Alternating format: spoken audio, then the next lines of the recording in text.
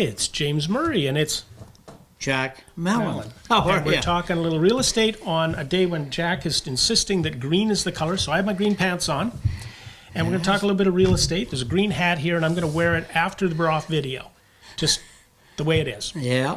Welcome to the studio. Thank you. This is my first time here. I'm impressed. It's always nice to be back. This is where I started my business, 1969. Right down here in the heart of, well, in those days it was Fort William. It still is Fort William. I know it still is Fort William. I mean, I get that. So top of the day to everybody. This is a very special day. My dad would be proud of me, and my grandfather, and all ours, because we're from Ireland. And but we live here in Thunder Bay and damn proud of it. And this is a neat city.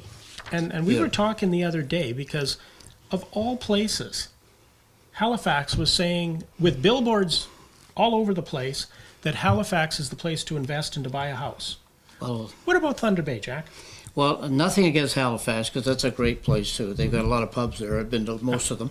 But Thunder Bay, in fact, when I saw that same posting, and I give them full marks for being Johnny on the spot there and getting the message out. They did it through the social media, just like you do it, and to let people know that, hey, you can live here for a lot less and get just as much as you can in Vancouver for a lot less.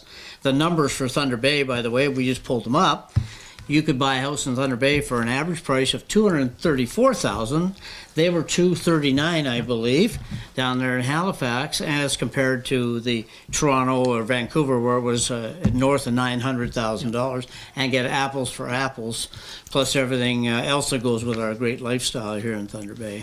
I've often thought if you lived in Toronto and you had a business and you decided to relocate to Thunder Bay, if you sold your house in Toronto, you could buy a house in Thunder Bay, a camp in Thunder Bay, put money in the bank for travel, and your business would probably make money, and so would your employees if you moved them here. Well, since Thunder Bay started moving into the knowledge base, I'm talking about the med school, the law school, the expanding of the university, and the secondary and the separate school system, and we've worked in research center and the hospital. We've now rolled into a knowledge base. So the people that we're attracting, they're coming from that environment. And you're absolutely correct. They're taking their equity out of their house down there, replacing the same kind of house, but they're doing it for about a third or more or less. And they have that extra surplus income to spend in Thunder Bay. And travel and whatever else. Travel, enjoy, buy a cottage, buy a boat, buy a motor, whatever. So it's a good move. And there's a lot of people taking advantage of that. A lot. Now, Money Sense magazine just came out and said Thunder Bay is the #1 place to invest in real estate.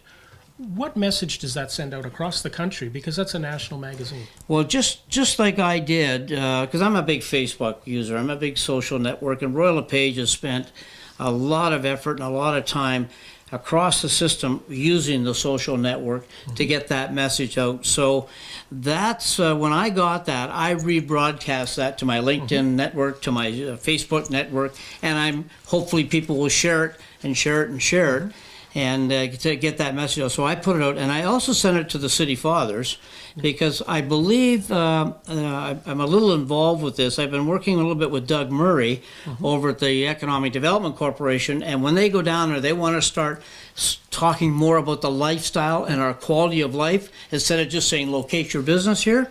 So that's an important part of it. Hey, we can look what we can do for you in a house, 20 minutes to a lake, airport. Where do you want to go? You can be in Florida in the afternoon, leaving in the morning, get on Porter, whatever. We've got all that. So that's going to be the new thrust, marketing, to get people and businesses to move up here. So, well, that's the thing here. You know, you can be downhill skiing. Yep. All winter long, or cross-country skiing, and then you can go sailing on one of the greatest lakes in the world, and the biggest lake in the world, and yet have your cottage and some of the best scenery in the world. How about golfing at Whitewater? So it's a world-class golf course. I mean, we've got it made up here, people. Now, not everybody's in the same boat. I mean, we got very good unemployment. It's low, but I see it's gone up a little bit, but I can understand that. There's been a bit of a bump this winter.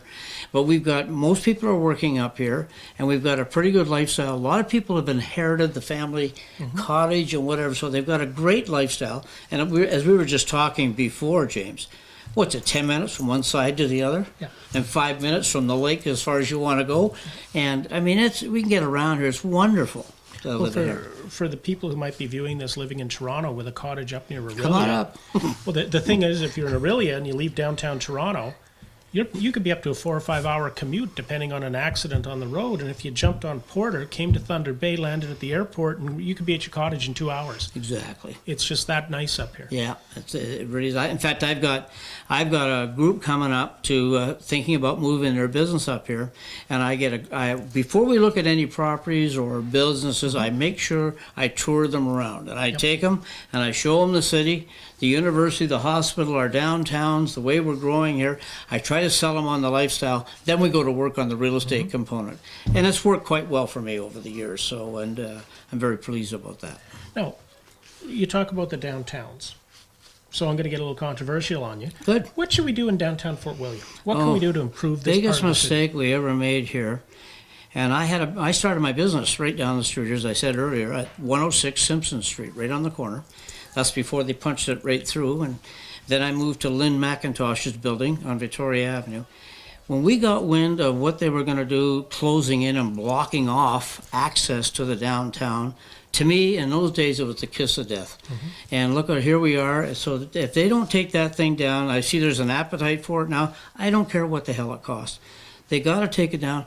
Give this place a chance to reopen and get vibrant again, so we can take people up and down the main drag, and clean it back up and make it the way it used to be. Bring it back. I mean, I'm a Port Arthur boy when I grew up. I married a Fort William girl.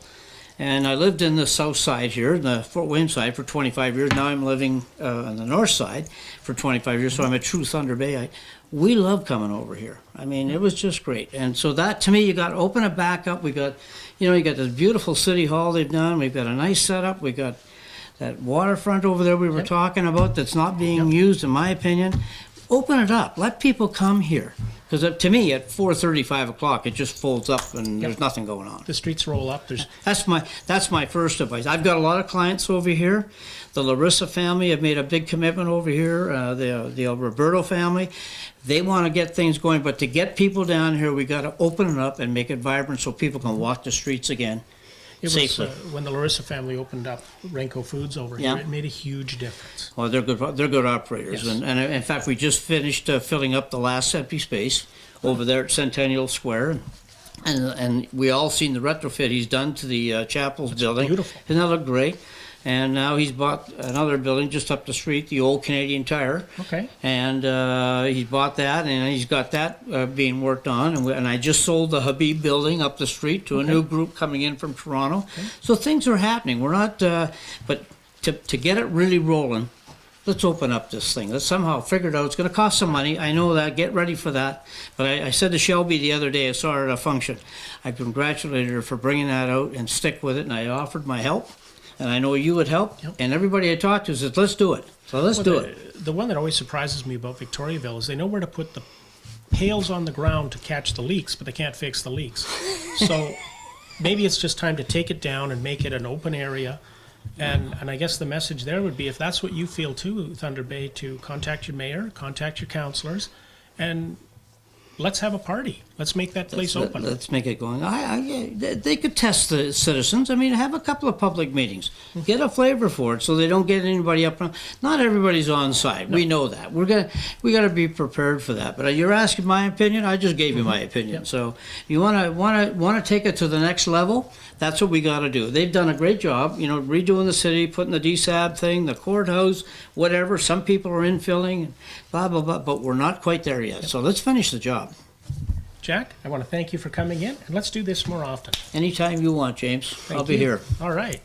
I'm James in the NetNewsledger newsroom. It's St. Patrick's Day.